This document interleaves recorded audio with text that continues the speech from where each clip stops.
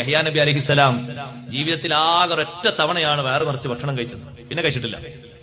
യഹ്യാ നബിന്റെ അടുത്ത് ഇബ്ലീസ് വന്നപ്പോ യഹ്യാ നബി ചോദിച്ചു, അല്ലേ ഇബ്ലീസേ, നിനക്ക് തീരെ പിടിച്ചിട്ട് കിട്ടാത്ത ആൾക്കാരുണ്ടോ അള്ളാന്റെ ദുനിയാവിൽ? ഉണ്ടെന്ന് പറഞ്ഞു. ആരാണ്? നിങ്ങളെ പോലത്തെ നബിമാര്, ഒരു നിലക്കും കിട്ടൂല.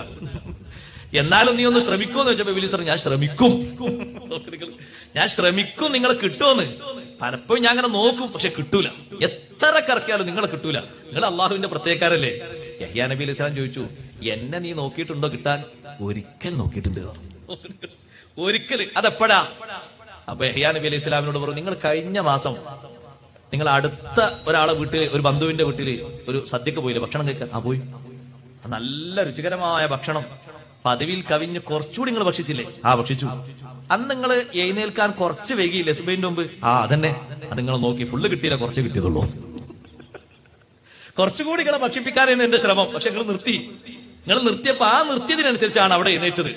സാധാരണ നിങ്ങൾ 4 മണിക്ക് എഴുന്നേൽക്കുന്ന നിങ്ങൾ അന്ന് വൈകി, 4:30 തഹജ്ജുദ് കിട്ടിയിട്ടുണ്ട്, പക്ഷെ അന്ന് വൈകി. അങ്ങനെ അന്ന് നീയാണല്ലേ വൈകിപ്പിച്ചത്? ആ അതെ. എന്നാൽ ഇനി മേലാൽ ഒരൊറ്റ സമയത്തും മരിക്കുന്നത് വരെ സാധാരണ കഴിക്കുന്നതിലപ്പുറം ഒരു ഭക്ഷണം ഏറെ ഞാൻ കഴിക്കൂല. പ്രതിജ്ഞ എടുത്തുപോയി യഹ്യാ നബി അലൈഹിസ്സലാം. ഇനി ഒരിക്കലും ഏറെ ഭക്ഷണം കഴിക്കുന്ന പ്രശ്നമല്ല.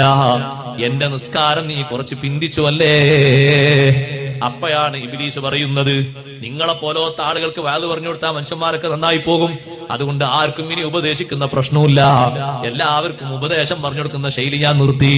ഞാനൊരു കാര്യം പറഞ്ഞപ്പോഴേക്ക് നിങ്ങൾ ഇത്ര പെട്ടെന്ന് പ്രതിജ്ഞ എടുത്താൽ പിന്നെ എന്റെ കൂടെ നിൽക്കുന്ന ആളുകൾ പലരും പോകൂലേ? അവന്റെ ദുർബോധനം ചെറുതല്ല സഹോദരങ്ങളെ.